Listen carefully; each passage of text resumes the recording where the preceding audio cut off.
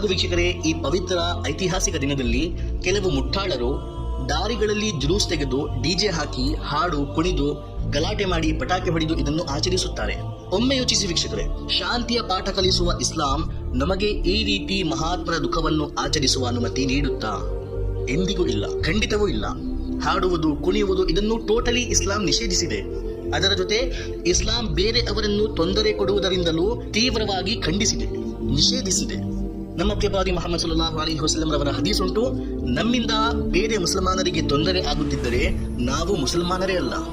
ಇನ್ನೊಂದು ಹದೀಸಿನಲ್ಲಿ ನಮ್ಮ ಪ್ರವಾದಿ ಮುಹಮ್ಮದ್ ಸಲ್ಲಲ್ಲಾಹು ಅಲೈಹಿ ವಸಲ್ಲಂ ಅವರು ಹೇಳಿದ್ದಾರೆ, ಇದು ಅದರ ಮಫ್ಹೂಮ್, ದಾರಿಯಲ್ಲಿ ಬೀಳಿರುವ ತೊಂದರೆ ಕೊಡುವ ಮುಳ್ಳನ್ನು, ಕಲ್ಲನ್ನು, ಯಾವುದೇ ಒಂದು ವಸ್ತುವನ್ನು ನಾವು ಅಲ್ಲಿಂದ ಎತ್ತಿ ದಾರಿಯಿಂದ ದೂರ ಹಾಕಲಿಲ್ಲ ಎಂದರೆ ನಮ್ಮಲ್ಲಿ ಈಮಾನಿನ ಸಣ್ಣ ಕಣವೂ ಕೂಡ ಇಲ್ಲ.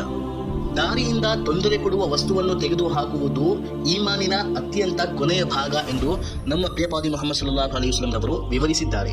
ಸೊ ನಾವು ಹಾಕದಿಲ್ಲದ ವಸ್ತುವನ್ನು ನಾವು ತೆಗೆದು ಹಾಕಲಿಲ್ಲ ಎಂದರೆ ದಾರಿಯಿಂದ, ಇದರ ಬಗ್ಗೆ ಇಷ್ಟು ದೊಡ್ಡ ವೈದ್ ನಮ್ಮ ಪ್ರವಾದಿ ಮುಹಮ್ಮದ್ ಸಲ್ಲಲ್ಲಾಹು ಅಲೈಹಿ ವಸಲ್ಲಂ ಅವರು ಹೇಳುತ್ತಿದ್ದಾರೆ. ಈಗ ಜನರನ್ನು ತೊಂದರೆ ಕೊಡುವ ನಾವೇ ಕಾರಣ ಆಗುತ್ತಿದ್ದರೆ ನಮ್ಮ ಪರಿಣಾಮ ಏನಾಗಬಹುದು?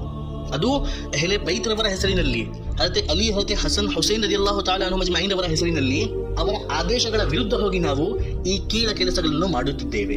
ಹಾಗಾದರೆ ನಮ್ಮ ಪರಿಣಾಮ? ಅಲ್ಲಾಹು ಅಕ್ಬರ್, ಅಲ್ಲಾಹನೇ ಕಾಪಾಡಬೇಕು. ಇದರಿಂದ ಎಷ್ಟು ಜನರ ಮುಖ್ಯವಾದ ಕೆಲಸಗಳು ಮಿಸ್ ಆಗುತ್ತಿದೆ. ಯಾರ ಏನೇನು ಪರಿಸ್ಥಿತಿ ಇರಬಹುದು. ವೀಕ್ಷಕರೇ, ಇಸ್ಲಾಂ ಬೇರೆ ಅವರನ್ನು ತೊಂದರೆಯಿಂದ ಉಳಿಸುವ ಬಗ್ಗೆ ಬಹಳ ಸೆನ್ಸಿಟಿವ್ ಆಗಿದೆ. ಈ ರೀತಿ ನಾವು ಇಸ್ಲಾಂ ಅನ್ನು ಬೇರೆ ಅವರ ಮುಂದೆ ಪ್ರೆಸೆಂಟ್ ಮಾಡುತ್ತಿದ್ದೇವಾ? ಈ ರೀತಿ ನಾವು ಹಜರತ್ ಇಮಾಮ್ ಹುಸೈನ್ ರಲಿಯಲ್ಲಾಹು ತಆಲಾ ಅವರನ್ನು ನೆನಪಿಸುತ್ತಿರುವುದಾ? ಇದಾ ಅವರ ಉಪದೇಶಗಳು? ಇದಾ ಅವರ ತಾತ ನಮ್ಮ ಪ್ರವಾದಿ ಮುಹಮ್ಮದ್ ಸಲ್ಲಲ್ಲಾಹು ಅಲೈಹಿ ವಸಲ್ಲಂ ಅವರು ತಂದ ಶರೀಅತಿನ ಆದೇಶಗಳು?